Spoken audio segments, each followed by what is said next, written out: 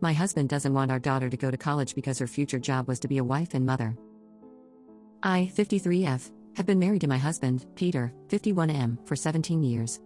We have 2 kids, Joan, 15F, and Eric, 17M.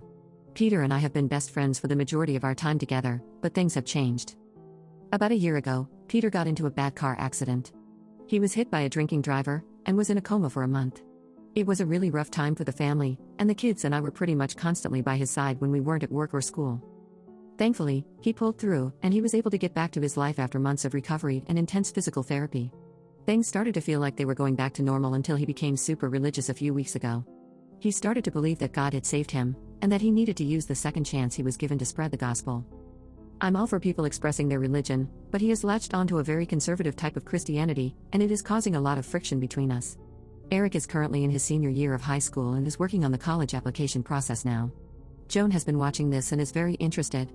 The other day, she came to me crying, saying she'd asked her dad what colleges were good for computer science, since she's been very interested in coding for a while now, and her dad said she wouldn't be going to college, since her future job was to be a wife and mother, and college would be wasted on her. To say I was furious would be an understatement. I went to him and asked him why he said that. He replied that he was spreading the good word, and he wanted to make sure we didn't lead our children into a sinful alternative lifestyle. I asked him if he expected me to quit my job, since I work from home as an accountant, and focus on being a wife and mother too, and he said that he'd wanted to talk to me about this for a while. He said that he wanted me to quit my job, since it is not suitable for a woman. This absolutely blindsided me, since he'd never expressed anything like this before. I told him that I would not be quitting my job, and our daughter would go to college, whether he approved or not. He rolled his eyes, and said I'd come around. Everything escalated last night. Joan was going to go to the movies with a couple of friends, and she came down wearing a pair of jeans and a crop top. Typical teenager stuff, nothing she hadn't worn before, but Peter stopped her and told her she had to change. She asked why, and he said he wasn't going to let her leave the house looking like an escort. I was shocked, he'd never used language like that before. I told her to leave just as she was, and she left. Peter asked if I even cared about our daughter's soul, and I told him it's her body, she could dress herself how she wanted. He said her body is the property of God, not her, and that I needed to respect his religion. I told him I'd never respect a religion that treats women like second-class citizens, and he left the house in a huff. He hasn't come back yet. So, am I in the wrong here? Update 1. First things first, I'm safe, and I'm out of the house with my kids. Many of you expressed concern about their safety and my financial security, and I want to assure you that it is being taken care of. We are safe and with my dad, and my finances were already largely separated. We have a joint account, but that's a small fun money account for movie tickets, dinners out, and stuff like that. I have my own savings that he cannot access. My mom had a slots addiction when I was a kid that nearly ruined our finances, so my dad made me promise I'd have my own savings. Turns out he was really smart to say that. Some people suggested looking for a counselor for Joan, and thankfully, the kids already had a therapist for anxiety after the accident. As soon as we left the house, we scheduled an emergency session to make sure they can process everything that's going on. Many of you said Peter needed to see a doctor because this could be a symptom of a traumatic brain injury, which I agree with. The problem is, since he was discharged months ago and the more worrying symptoms happened recently, I can't force him to get treatment, especially since nothing he said would be considered threatening. I had a call with him yesterday. He asked where I was, and I refused to tell him. He didn't get upset, thankfully. He asked why I took the kids and left, and I told him he wasn't the man I married anymore.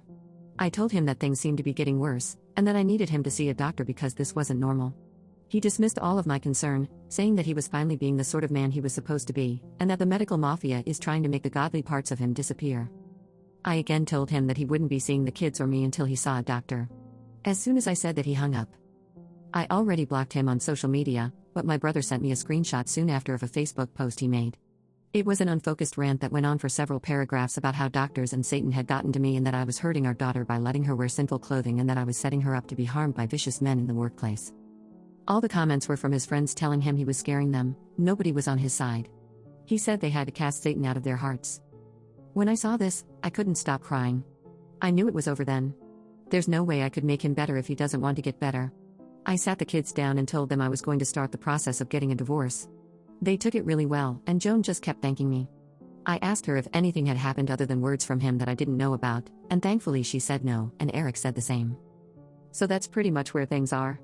We're safe, and he can't get access to my finances. I'm looking for a place of our own since the house is in his name, and I'm going to send my brother and his husband to get our stuff while he's at work tomorrow. Update 2. Hi all, I didn't think I'd be making an update post so soon, but a recent event has completely changed the situation at hand. A few hours ago, my husband called a co-worker of his and started rambling about his current situation, during which he mentioned being suicidal.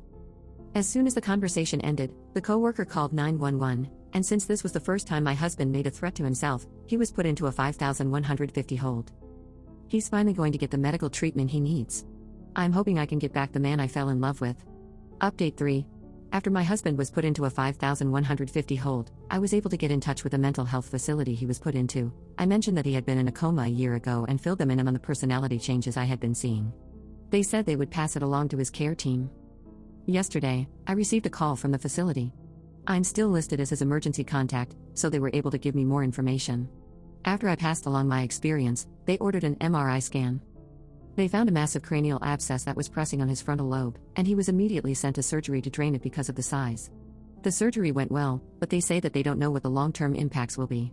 He's still really out of it, so I don't know how his behavior is going to be. The kids and I are understandably very shaken up.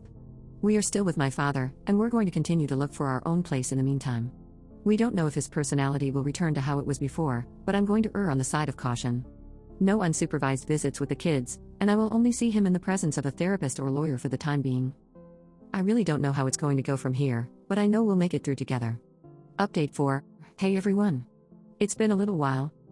A lot has happened since I last posted, and I want to get you all up to speed. After the surgery, as I said I would in my last post, I had visits with my husband with a counselor from the hospital present during his stay. The first visit, he was obviously very out of it since he'd been in surgery. During the second visit, he was more lucid. He was calmer, but unfortunately, he still believed that he was being mistreated. He kept bringing up how the doctors had tried to remove God from his body but they had failed, and how he didn't want to see the kids again after they'd been lost to the devil. I told him I loved him, but that this wasn't him, and I hoped that there was a part of him I knew still in there. He got really quiet and said to the counselor that he wanted to be alone.